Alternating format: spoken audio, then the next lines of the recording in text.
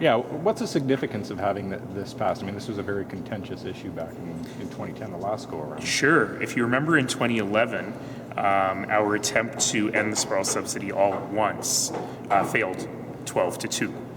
And really, long before I was mayor, I've been talking about the fact that we don't have a free market or a level playing field in how we do growth, because we're subsidizing growth at the edges of the city and not doing so in established areas, which drives down the cost of housing in one place, drives up the cost of housing in the other place, which is why in 2013, I really tried to use the mayoral election as an opportunity to have a big discussion about what Calgarians wanted in terms of dealing with the sprawl subsidy. And we got a really, really solid mandate as a council to say, no, we want a level playing field. We want growth to be able to pay for itself. And what was interesting about that is even industry was also saying we want growth to be able to pay for itself. So the really great thing about this process has been we've had industry at the table, we've worked with them hard for a year, put our best people on it to really figure out how to make all this make sense. And I think it's interesting that a proposal to vastly increase the levies received almost unanimous support from industry. It's a very, very big day, and it means that starting February 1st, how Calgary grows will look very, very different.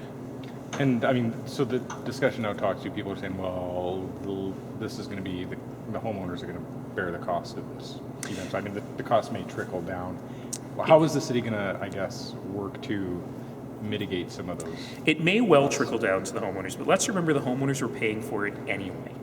The difference is that all Calgary homeowners are paying for it through their water bills largely, as opposed to only the homeowners benefiting from the infrastructure that we were building.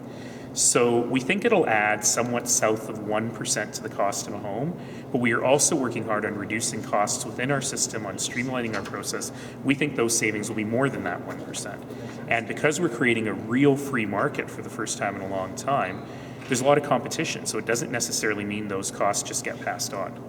Okay, but by streamlining some of those costs, by making the approval process faster, for example, how can the city then ensure that those costs that are saved by the developers and the home builders will be translated to savings at them? Oh, it's a beautiful question, but that is the value of the free market. When you have a lot of competition in the market, and we've had lots of new entrants come into the market from different parts of Canada, for example, it's very, very difficult to maintain unfair prices. And in creating a free market, that I think only benefits consumers.